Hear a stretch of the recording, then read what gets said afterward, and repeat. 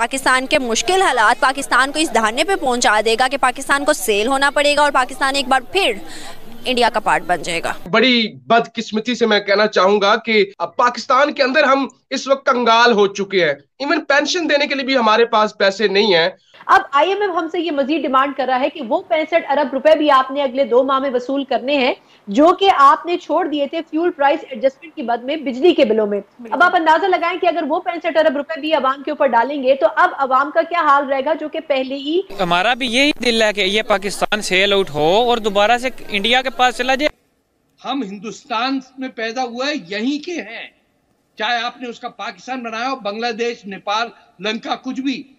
हमें एक 10,000 साल पुरानी तारीख और उसकी हिस्ट्री याद है। आप आए हैं किसी तुर्की घोड़े के ऊपर, टट्टू के ऊपर।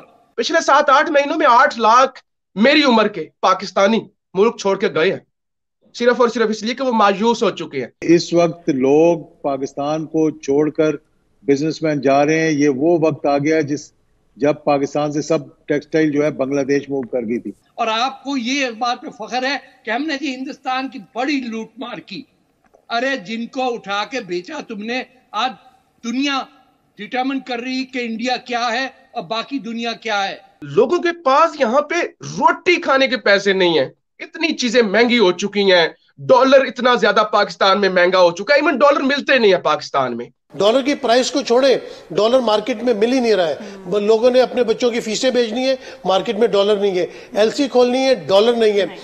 ये तो मुल्क के साथ गद्दारी हो रही है, यानी शर्म से डूब के मरने की है कि 9 महीनों में पाकिस्तान के साथ जो हुआ है, हम यहाँ पे बैठ के रोते हैं। एक लिस्ट जिसमें 35 कंट्रीज ने अपना इंटरेस्ट शो किया है इंडियन रुपी में ट्रेड करने के लिए इंडिया के साथ। इवन की लिस्ट में ये बात भी शो की गई है कि ग्लोबल रिस्पेक्ट हासिल कर सकता है इंडियन रुपी इन फ्यूचर। कि मीडिया की बात करूँ तो स्ट्रीम मीडिया, सोशल मीडिया, लोग वहाँ पर ये बातें कर रहे हैं, ये कवर कर रहे हैं कि भाई पाकिस्तान के गिरते रिजर्व, पाकिस्तान के मुश्किल हालात पाकिस्तान को इस दहाने पे पहुँचा देगा कि पाकिस्तान को सेल होना पड़ेगा और पाकिस्तान एक बार फिर इंडिया का पार्ट बन जाएगा। ये बिल्कुल आपकी बात ठीक है। हमारा भी यही दिल है कि ये पाकिस्तान सेल आउट हो और दोबारा से इंडिया के पास चला जाए, तो दोबारा लीद में चले जाए। इसमें गलती तो कोई नहीं है। क्यों ऐसे कह रहे हो? ये चीज़ भी मैं आपको बताता हूँ। एक तो आप नॉलेज देख लें पाकिस्तानियों का, को देख लें, कंपैरिजन किसी किस्म का बनता ही नहीं है। ये बहुत बड़ी बेवकूफ़ी है कि आप पाकिस्तान को इंडिया के साथ कंपेयर कर रहे हैं। आप नहीं कर सकते। अगर ऐसा हो जाता है कि पाकिस्तान इंडिया एक पार्ट बन जाते हैं तो आप क्या समझते हो अब पाकिस्तान के उठने के चांसेस हैं उसके बाद? नहीं, उसके बाद कैसे चांसेस हो सकते हैं? हमें अभी कोई मिलकर भी नहीं उठ सकते। क्यों?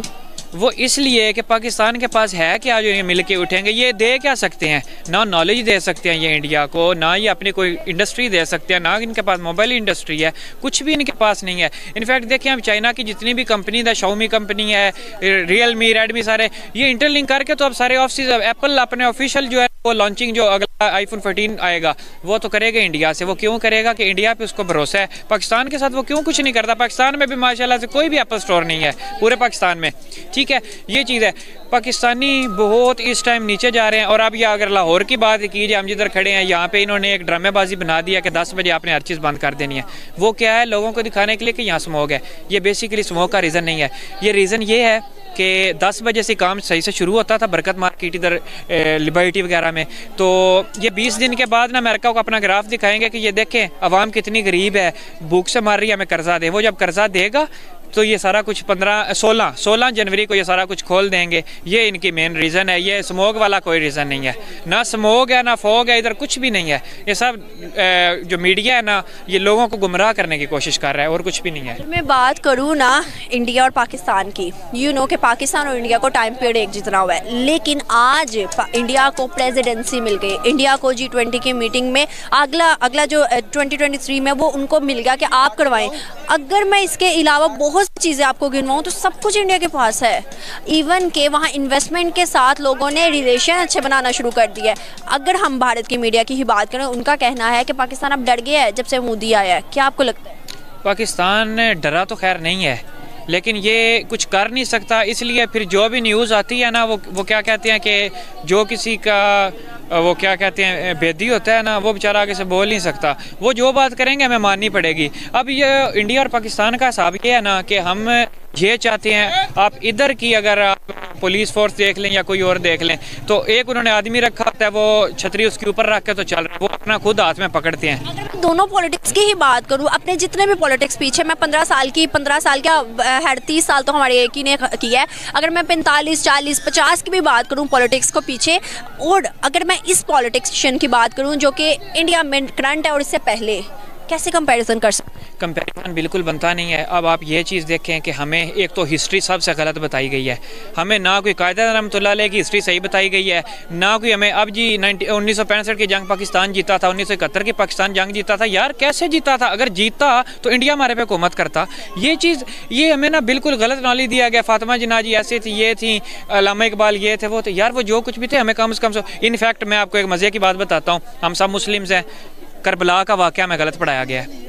जब हमें करबला का वाक़या गलत पढ़ाया गया तो उससे आगे हम पाकिस्तान की क्या, पाकिस्तान की सियासत भी हमें गलत पढ़ाई गई है। क्या लगता है कि ये जो 71 की जंग या 65 की जंग बता के पाकिस्तानी स्टूडेंट्स को कि हमने जीती है, इसमें हमारा कोई फैक्ट है, कोई बेनिफिट है? हम जो बच्चों को गलत बयानी कर रहे हैं, ये बिल्कुल गलत बयानी करके नफरत फैलाने की कोशिश कर रहे हैं। अब हम कहते हैं, अब वालिदैन है ना, वो बच्चों से कहते हैं कि इंडिया से आप नफरत करें। आज हमने थोड़े से उनके बच्चों के शॉर्ट्स लिए थे, वो यही कहते हैं कि जी हम नफरत करते हैं, हमें वालिदैन ने सिखाया है। इनको घर से तरबियत ये दी गई है कि आपने एक बंदे को, अच्छा हम कहते हैं ना कि यार किसी को डिग्रेड नहीं करना चाहिए, यार आप, हम पाकिस्तानी खुद ऑलरेडी डिग्रेड है, हमने किसी को क्या डिग्रेड करना है? जब हम बात करते हैं कि इंडिया को हम छोड़ेंगे नहीं, इंडिया से हम कश्मीर छीन के लेंगे, इंडिया मोदी को हम नहीं छोड़ेंगे, तो हमें यह देखना चाहिए कि अगर आज हमारी इंडिया के साथ जंग हो जाती है तो क्या एक ऐसा मुल्क जिसके पास रिजर्व भी अपने नहीं है, वो सऊदी अरब से ले रहा है और दूसरे मुल्कों से कह रहा है, और IMF और बाकी जो central bank, Asian central bank, उससे ले रहा है, और इस वक्त डिफॉल्ट की हम पोजीशन पर पहुंचे हुए हैं। हमारे अपने मिनिस्टर्स ये कह चुके हैं कि जो पेंशन होती है ना, ये बूढ़े बुजुर्ग छोटे छोटे नौकरियों वाले जो रिटायर हो जाते हैं और उसके बाद वो पेंशन पे अपना गुजारा करते हैं, उनको देने के लिए पेंशन नहीं है। और लोगों के बिजली के बिल इतने ज्यादा आ रहे हैं कि 100 यूनिट इस्तेमाल करता है, बिल उसका पाकिस्तानी को 20-25 हजार आ जाता है, और लोगों की यहाँ पे एवरेज